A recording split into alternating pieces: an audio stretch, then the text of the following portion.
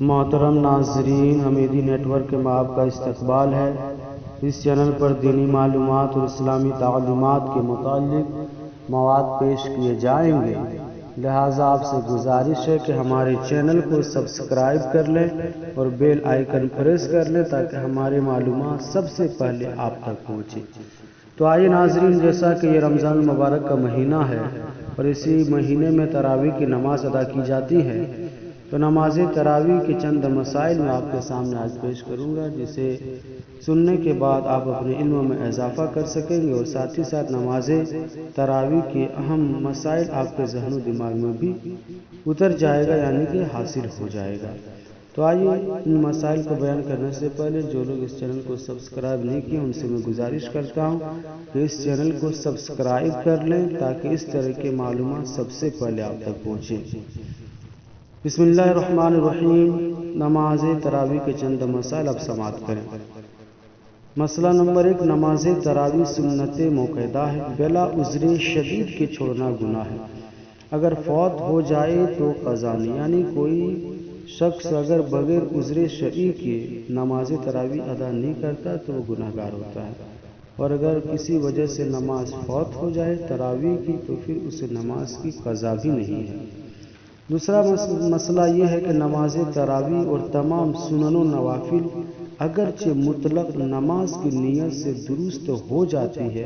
لیکن بہتر یہ ہے کہ تراویح میں ارادہ کر کے نماز شروع کی جائے کہ میں 20 رکعت نماز تراویح ادا کر رہا ہوں۔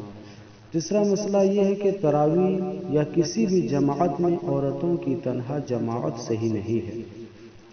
مسئلہ نمبر 4، اگر غلطی سے 3 رکعتیں پڑھی مگر دوسری رکعت پر قاعدہ کر لیا تو 2 صحیح ہو گئی اور تیسری رکعت باطل ہو گئی، اور تیسری رکعت میں جو حصہ قرآن کا پڑھا ہے اسے دہرائیں، اور اگر ایک سلام سے 3 رکعتیں پڑھی اور دوسری رکعت پر قاعدہ نہیں کیا تو تینوں رکعتیں باطل ہو گئی اور ان میں جو قرآن پڑھا ہے اسے دہرایا جائے گا۔ اگر کسی تراویح پڑھنے والے نے غلطی سے 3 رکعتیں پڑھی مگر دوسری رکعت پر قاعدہ کر لیا ہے تو 2 رکعتیں صحیح ہو جائے گی اور تیسری رکعت باطل ہوگی، مگر اس میں جو قرآن کا حصہ پڑھا گیا اسے دہرایا جائے گا، یعنی پھر سے پڑھا جائے گا۔ اور اگر کسی نے غلطی سے 3 رکعتیں پڑھی اور دوسری رکعت پر قاعدہ نہیں کیا تو تینوں رکعتیں باطل ہو گئی اور ان میں بھی جو قرآن کا حصہ پڑھا گیا اسے دہرایا جائے گا، پھر سے پڑھا جائے گا۔ اور ایک مسئلہ یہ ہے کہ اگر ایک سلام سے 4 رکعتیں پڑھی اور دوسری رکعت پر قاعدہ کیا تو چاروں صحیح ہو گئی،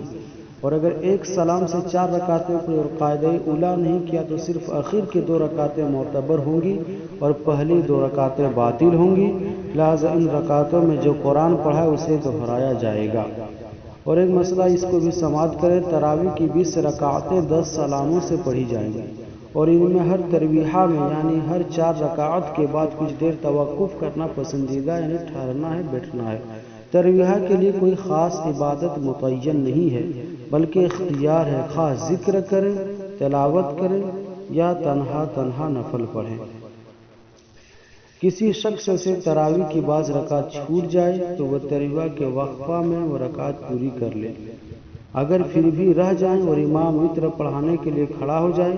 تو امام کے ساتھ اولاً وتر ادا کریں، اس کے بعد اپنی چھوٹی ہوئی رکعتوں کو ادا کر لیں، یعنی اس کے بعد آپ پھر جو آپ کی رکعتیں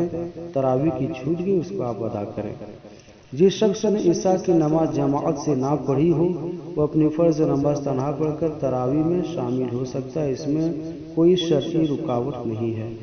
تراویح میں بھی عام نمازوں کی طرح نابالغ بچے کی امامت صحیح نہیں ہے۔ بعض مرتبہ تراویح کے دوران بے خیالی میں یہ صورت پیش آتی ہے کہ امام آیت سجدہ پڑھ کر جب سجدہ تلاوت کر کے کھڑا ہوتا ہے تو سورہ فاتحہ پڑھ کر آگے قرأت شروع کرتا ہے، شرعاً اس سے نماز میں کوئی خرابی نہیں آتی ہے۔